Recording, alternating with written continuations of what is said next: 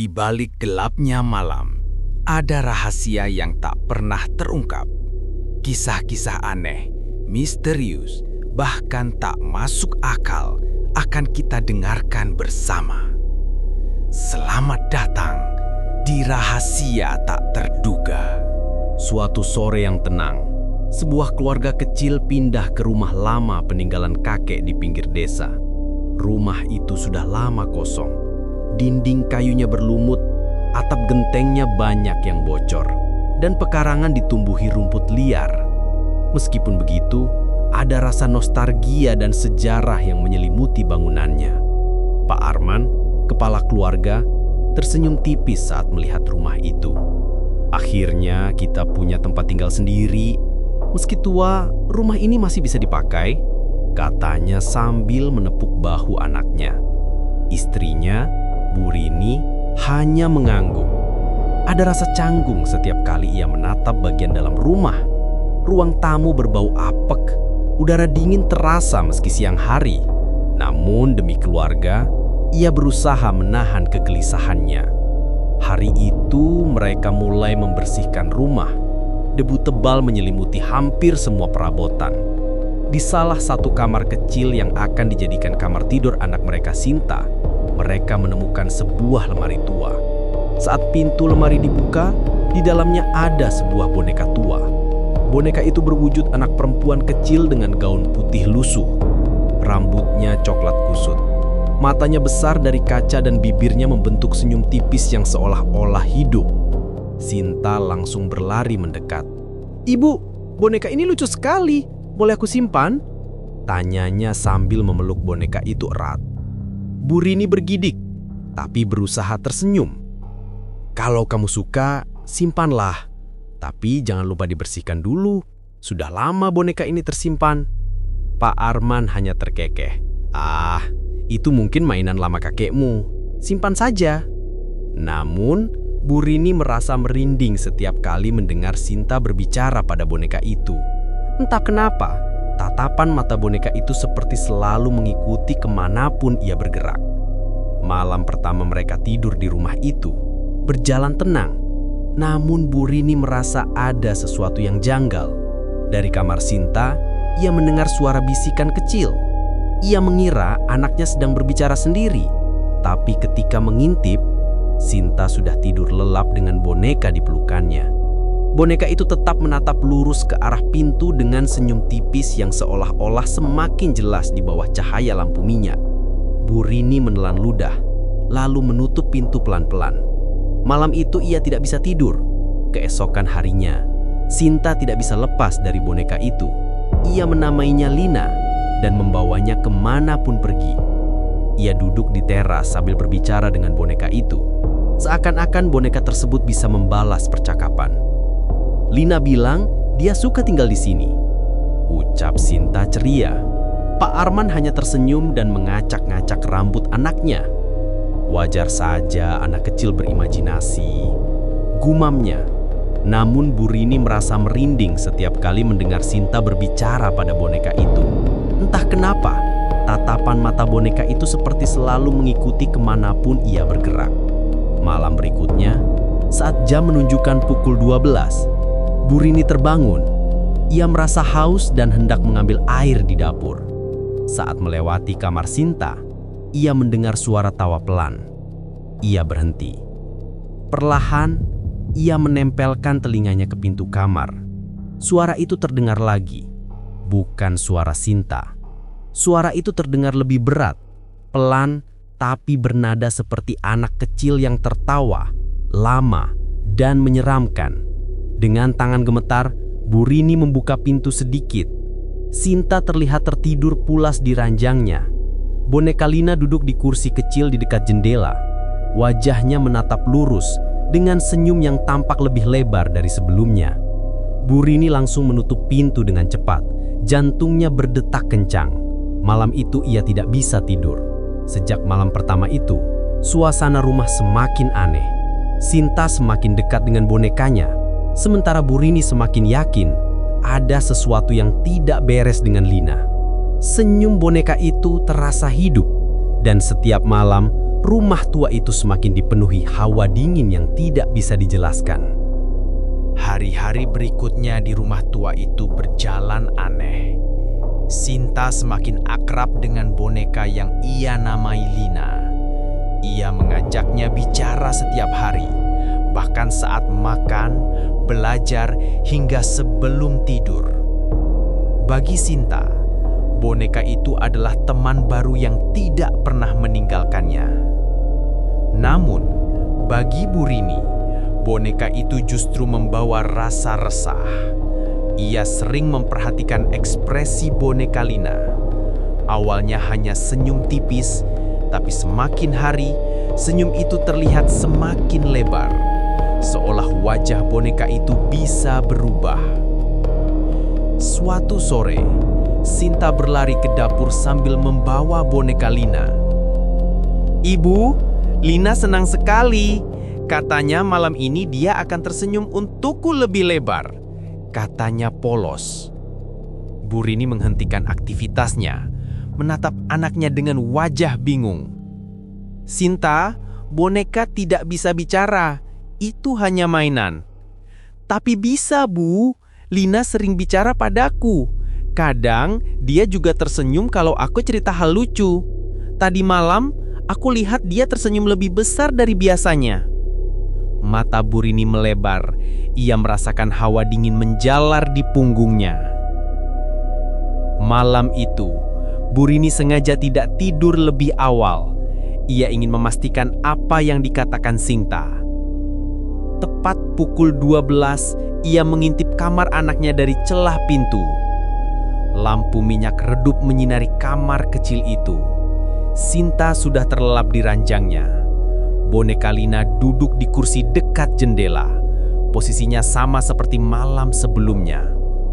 Awalnya tidak ada yang aneh, tapi perlahan Bu Rini menyadari sesuatu. Senyum boneka itu berubah. Senyum tipisnya semakin melebar dan melebar hingga pipinya tampak terangkat. Matanya yang terbuat dari kaca berkilat samar terkena cahaya bulan, membuatnya tampak seperti benar-benar hidup. Bu Rini menahan napas. Ia ingin menjerit, tapi suaranya tercekat. Ia segera menutup pintu kembali, tubuhnya gemetar hebat. Keesokan harinya, Bu Rini menceritakan pengalamannya pada suaminya. Namun, Pak Arman hanya tertawa kecil. "Ah, mungkin kamu terlalu lelah. Boneka itu kan cuma benda mati, tidak mungkin bisa tersenyum sendiri." "Tapi aku lihat sendiri, Man. Senyumnya berubah di depan mataku." Pak Arman menggeleng. "Itu hanya imajinasimu." Namun, jauh dalam hatinya, Bu Rini yakin apa yang ia lihat bukan halusinasi. Hari-hari berikutnya, Sinta mulai bertingkah aneh. Ia sering duduk lama di kamar sambil menatap boneka Lina. Kadang ia tersenyum sendiri. Kadang ia bicara pelan seakan sedang bercakap dengan seseorang. Suatu malam, ia berteriak dari kamarnya. Bu Rini berlari masuk dan menemukan Sinta duduk di ranjang dengan wajah pucat. "Ibu, Lina senyum lagi, tapi kali ini senyumnya seram sekali," katanya menunjuk ke arah kursi di dekat jendela. Boneka itu duduk diam dengan senyum tipis seperti biasa.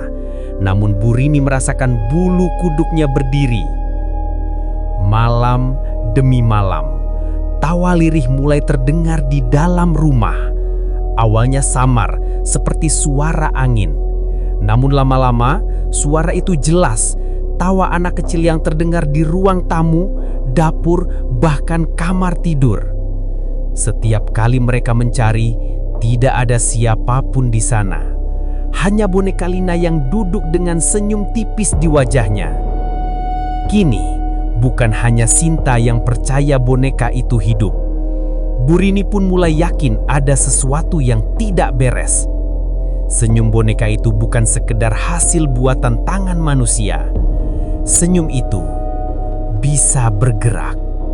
Dan setiap malam, senyum itu semakin melebar. Seolah boneka itu menikmati sesuatu yang hanya ia sendiri yang tahu.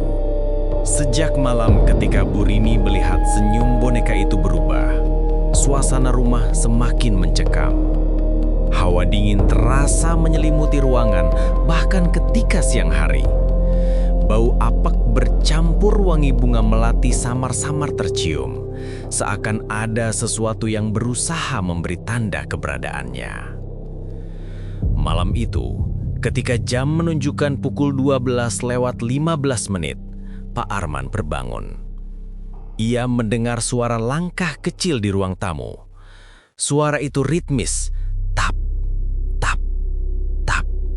Seperti kaki anak kecil yang sedang berlari pelan di atas lantai kayu. Dengan ragu, ia bangkit dari ranjang dan berjalan ke ruang tamu. Namun begitu sampai, ruangan itu kosong. Hanya ada kursi rotan tua dan meja berdebu. Saat ia hendak kembali ke kamar, matanya menangkap sesuatu di pojok ruangan. Boneka Lina.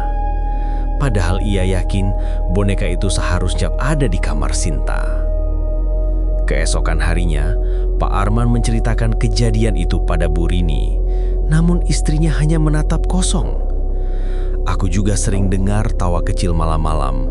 Awalnya aku pikir Sinta mengigau, tapi ternyata tidak. Tawa itu datang dari tempat lain, dan setiap kali aku cari sumbernya, boneka itu selalu ada di sana.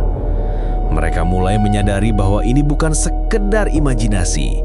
Ada sesuatu yang berhubungan langsung dengan boneka itu. Perubahan juga terjadi pada Sinta. Anak kecil itu semakin terikat dengan bonekanya. Ia sering bangun di tengah malam, lalu duduk di kursi sambil menatap Lina berjam-jam. Kadang ia tertawa kecil sendirian, kadang ia bicara dengan suara pelan, seakan sedang bercakap-cakap dengan teman yang hanya bisa ia dengar.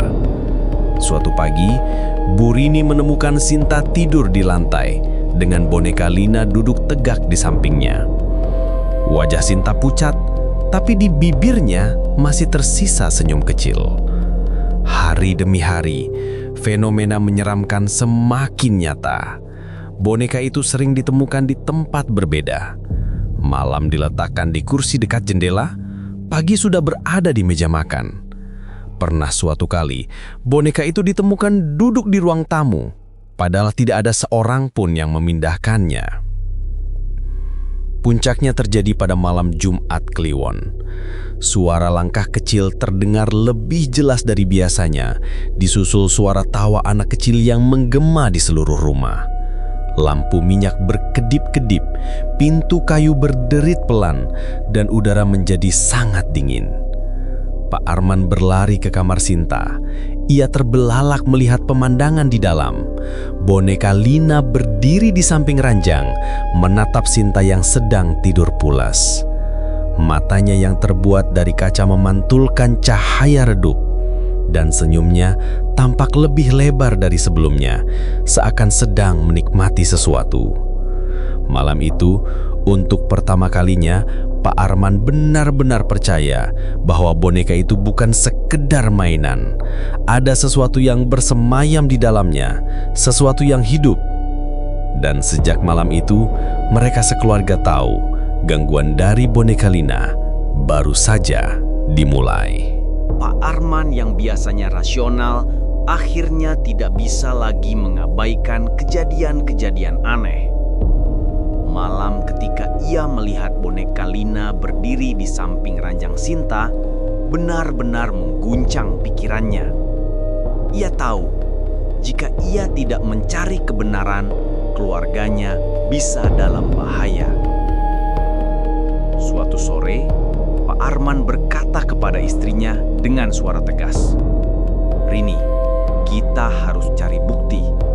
Kalau boneka itu benar-benar bergerak, kita bisa melihatnya. Kalau tidak, berarti semua ini hanya perasaan kita saja." Bu Rini ragu, tapi akhirnya mengangguk. "Baiklah, pasang kamera di kamar Sinta. Aku juga ingin tahu kebenarannya." Malam itu, mereka meminjam kamera handycam lama dari tetangga. Kamera diletakkan di sudut kamar, menghadap ke ranjang Sinta, dan kursi tempat boneka Lina biasa diletakkan. Pukul 12 malam, rumah sunyi. Kamera merekam dalam hening. Awalnya, tidak ada apa-apa. Sinta tidur nyenyak, boneka Lina duduk diam di kursinya. Namun sekitar pukul 2:15, sesuatu mulai terjadi. Dalam rekaman, terlihat kepala boneka itu perlahan miring ke kanan. Lalu, senyumnya semakin lebar. Beberapa menit kemudian, kursi tempat boneka itu duduk bergeser sendiri beberapa sentimeter. Boneka itu tetap duduk tegak, matanya menatap lurus ke arah kamera. Keesokan paginya, mereka menonton rekaman itu bersama. Burini menutup mulutnya dengan tangan, wajahnya pucat. Astagfirullah, ini bukan halusinasi, Man. Boneka itu benar-benar bergerak. Pak Arman terdiam. Keringat dingin mengalir di pelipisnya. Ia tidak bisa berkata apa-apa lagi. Bukti yang ada di depan matanya terlalu nyata untuk disangkal. Sinta justru tersenyum polos saat melihat rekaman itu. "Lihat kan, aku bilang Lina memang bisa bergerak. Dia temanku." Kata-kata anak itu membuat kedua orang tuanya semakin merinding. Mereka memutuskan untuk merekam lagi. Malam berikutnya, kamera kembali merekam kamar Sinta. Sekitar pukul 12:45, terlihat boneka Lina memutar kepalanya perlahan ke arah ranjang. Senyumnya semakin lebar, hampir tidak wajar. Beberapa menit kemudian, tangan boneka itu terangkat sedikit, lalu turun kembali. Dan tepat pukul 3 pagi, terdengar suara tawa kecil di rekaman. Tawa itu jelas bukan suara Sinta, melainkan suara anak lain, halus, menyeramkan, dan bergema di seluruh ruangan. Pagi harinya, ketika mereka memperlihatkan rekaman itu pada tetangga dekat, semua orang terdiam ketakutan. Tidak ada yang berani berkomentar. Seorang bapak tua hanya berkata pelan, "Boneka itu bukan boneka biasa. Ada sesuatu yang bersemayam di dalamnya." Sejak itu, keluarga Arman tidak bisa lagi menutupi kenyataan. Boneka Lina bukan sekadar mainan. Ia adalah sesuatu yang hidup dan semakin lama semakin kuat. Kini bukan hanya firasat dan suara-suara aneh yang mereka alami, melainkan bukti nyata. Boneka itu benar-benar bergerak, senyumnya berubah, bahkan bisa mengeluarkan suara. Dan dengan bukti itu, mereka menyadari satu hal mengerikan. Boneka itu tidak ingin sekadar menjadi mainan. Ia ingin diakui sebagai sesuatu yang lebih dari itu. Sejak rekaman kamera itu menyebar di antara tetangga, suasana desa menjadi tegang. Orang-orang mulai berbisik tentang keluarga Arman. Ada yang bilang rumah itu memang angker. Ada yang menyebut boneka Lina sebagai benda terkutuk. Pak Arman merasa harus mencari jawaban. Ia tidak bisa membiarkan keluarganya hidup dalam ketakutan tanpa tahu asal-usul boneka itu. Suatu sore, Pak Arman menemui seorang tetua kampung bernama Mbah Joyo. Lelaki tua itu dikenal sebagai orang yang tahu banyak tentang sejarah desa. Pak Arman menunduk hormat. "Mbah, saya ingin bertanya, boneka tua yang ada di rumah peninggalan kakek, apakah Mbah tahu asal-usulnya?" Mbah Joyo terdiam lama. Matanya menatap kosong, seolah mengingat sesuatu yang jauh di masa lalu. Lalu ia menghela napas berat. "Aku kira boneka itu sudah lama hilang. Ternyata masih ada di rumah itu." Dengan suara lirih, Mbah Joyo mulai bercerita. Puluhan tahun lalu, ada seorang anak perempuan bernama Ratna. Ia tinggal di rumah yang sekarang kalian tempati. Ratna sangat menyayangi bonekanya. Boneka itu selalu ia peluk kemanapun pergi. Namun nasib malang menimpanya. Suatu malam, rumah itu terbakar hebat. Semua orang berhasil selamat, kecuali Ratna. Ia ditemukan meninggal, masih memeluk boneka kesayangannya. Pak Arman tercekat. Jadi, boneka itu milik Ratna? Mbah Joyo mengangguk. Ya, dan sejak malam kebakaran itu, banyak orang berkata mereka mendengar suara tawa dan tangisan anak kecil di rumah itu. Boneka itu diyakini menyimpan roh Ratna yang tidak bisa pergi karena meninggal dengan cara yang tragis. Pak Arman menelan ludah. Lalu, kenapa senyumnya bisa berubah, Mbah? Mbah Joyo menatapnya tajam. Itu bukan sekedar senyum. Itu adalah cermin dari perasaan roh yang bersemayam di dalamnya. Semakin kuat keinginannya untuk diperhatikan, semakin lebar senyumnya. Kalau senyum itu sudah terlalu lebar, berarti roh itu sudah tidak lagi sekedar anak kecil. Ia bisa berubah menjadi sesuatu yang jauh lebih berbahaya. Ketika Pak Arman menceritakan hal ini kepada istrinya, Bu Rini langsung menangis. Kita harus menyingkirkan boneka itu, Man. Aku tidak sanggup lagi tinggal serumah dengannya. Namun, Sinta justru marah. Tidak, Lina temanku. Dia baik, dia tidak jahat. Jangan buang Lina. Anak itu menangis keras sambil memeluk bonekanya erat-erat. Boneka Lina tetap tersenyum tipis. Namun, di mata Bu Rini, senyuman itu tampak lebih dingin dan menusuk. Malam-malam berikutnya, gangguan semakin menjadi. Pintu berderit sendiri, suara langkah kecil mondar-mandir dan tawa lirih terdengar makin sering. Bahkan, beberapa kali boneka itu ditemukan duduk di luar kamar Sinta, seakan sedang mengawasi seluruh rumah. Pak Arman merasa waktu mereka semakin sedikit. Jika dibiarkan, roh dalam boneka itu mungkin akan semakin kuat hingga tidak bisa lagi dikendalikan. Kini, rahasia boneka Lina sudah terungkap. Ia bukan sekedar mainan tua, melainkan peninggalan seorang anak yang mati tragis dalam kebakaran.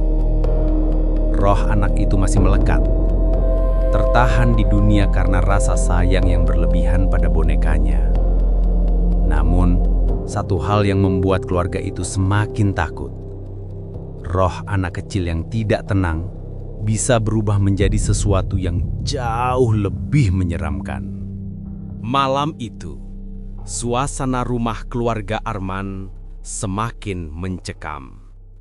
Setelah mengetahui rahasia boneka Lina dari Mbah Joyo, Bu Rini tidak bisa lagi tidur dengan tenang. Setiap malam, ia merasa seperti ada mata yang mengawasinya dari kegelapan. Boneka itu kini bukan lagi sekadar benda. Ia adalah ancaman nyata yang menghantui rumah tua itu. Suatu pagi, Pak Arman akhirnya berkata dengan suara tegas, "Rini, kita tidak bisa terus begini. Boneka itu harus disingkirkan. Kalau tidak, aku takut sesuatu yang buruk akan menimpa Sinta." Bu Rini mengangguk, matanya sembab karena kurang tidur. Namun Sinta langsung menjerit, "Tidak, jangan buang Lina. Dia temanku. Kalau kalian buang dia, aku juga mau ikut." Tangisan anak itu membuat suasana semakin tegang.